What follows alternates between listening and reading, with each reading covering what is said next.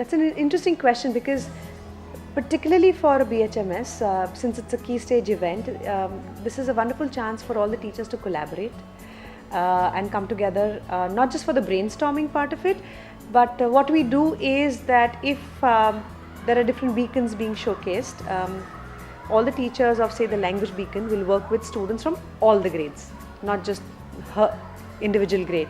So ideas are exchanged, feedback is given, so it's very collaborative, and that's a fabulous opportunity for the teachers to build on the collegial environment of the school.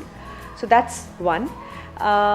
Also, since it's an annual event, and it's usually the same parents for at least 5 years who come in for a BHMS every year, there is also the challenge of not letting it become monotonous. So we have to kind of reinvent the way in which we want to present things, the joining of the dots, that is, without losing the essence of it. So there is a novelty factor every year, so the parents look forward to it. At the same time, what it stands true for, the making knowledge visible, the understanding and all of that, doesn't get compromised.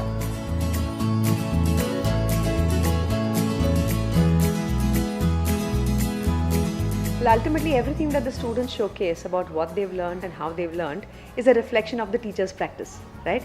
So if the BHMS has gone off really well, it shows that the teacher has planned well, the curriculum is meaningful, there has been a range of languages of learning used, and all the students are reached out to.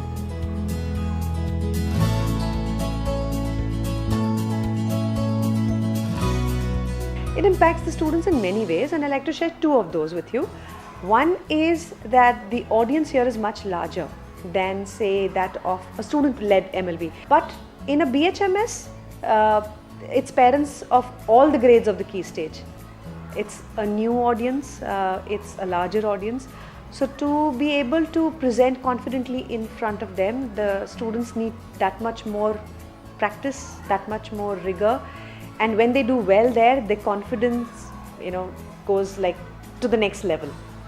The second advantage or benefit of a Bright Hearts and Mind, or impact of the Bright Hearts and Mind Shine Time, is that the students get to interact with peers from other grades, because if all the students showcasing a particular beacon are working in one space, there is a lot of interaction, and peer mentoring happens, feedback is given to each other, and there is a nice sense of camaraderie that happens within that space.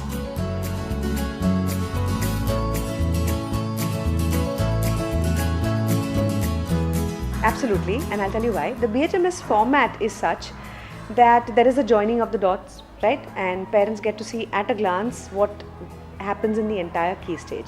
So how it works, especially for the parents, is that if their child is in the younger grades, in say grades 3 and 4, they get to see what their child will eventually learn, or how their child will eventually grow over the years, over the next few years of the key stage.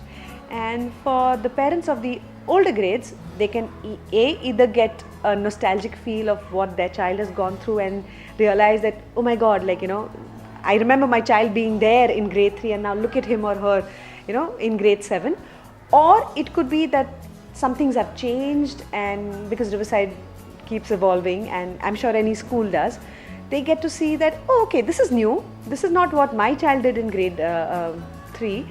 But this is how they're learning now. So it gives them a good flavor of what's happening across the grades.